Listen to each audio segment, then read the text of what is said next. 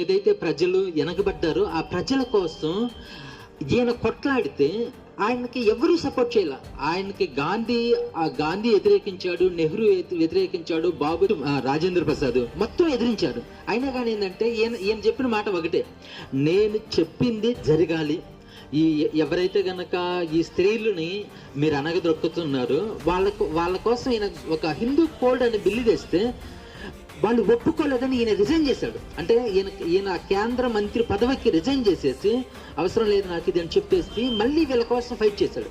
నేనేమంది ఏంటంటే స్వార్థం, చాలా మంది ఏంటంటే కుటుంబం, చాలా మంది ఏంటంటే పదవులు అన్నవి చూసుకుంటున్న ఆ కాలంలో వేరే ప్రజలు ఆయన ఎవరికో ఏ ప్రజల కోసం ఆయన కొట్లాడుతున్నాడు వాళ్ళకి కనీసం అంబేద్కర్ కూడా తెలియనప్పుడు ఈయన ఏంటంటే వాళ్ళ కోసం ఆ త్యాగాన్ని చేస్తాడు.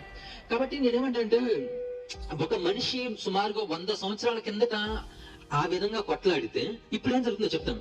నేను రీసెంట్ గా అనంతపూర్ కలెక్టర్ గా పనిచేసినటువంటి ఒక ఐఏఎస్ ఆఫీసర్ గంధం చంద్రుడు అనే సార్ నేను కలిసి అనమాట విజయవాడలో. ఆ సార్ తో మాట్లాడుతా ఉన్నా. అంటే కారణం ఏంటంటే నేను ఇంతకుముందు చాలా సహనంగా చాలా ఫ్లెక్సిబుల్ గా అలా ఉండేవాడిని. కానీ ఇప్పుడు ఏంటంటే చాలా కోపంగా తయారైన కారణం ఏంటంటే రాజస్థాన్ లో ఒక చిన్న పసిపిల్లోడు అంటే 9 సంవత్సరాల పిల్లోడు మంచినీళ్ళు తాగాడని అందుకోసమే కొట్టి చంపాడు. ఆ టీచరే రాజస్థాన్ లో జల్లూరులో RSS నడిపే ఒక స్కూల్లో జరిగిన సంఘటన. జస్ట్ మంచినీళ్ళు తాగినందుకు. నేనేమంటే ప్రాబ్లం అనేది ఉగ్రవాదం కాదు. ఒక ఉగ్రవాది ఎప్పుడు ఒక పసిపిల్లోని చంపడు. ఒక ఉగ్రవాది ఎప్పుడు ఒక అమ్మాయిని చంపడు. ఏంది ఒక వేరే కులంలో పెళ్లి చేసుకున్నాడని. ఈ కులం అనేది ఉగ్రవాదం. నేను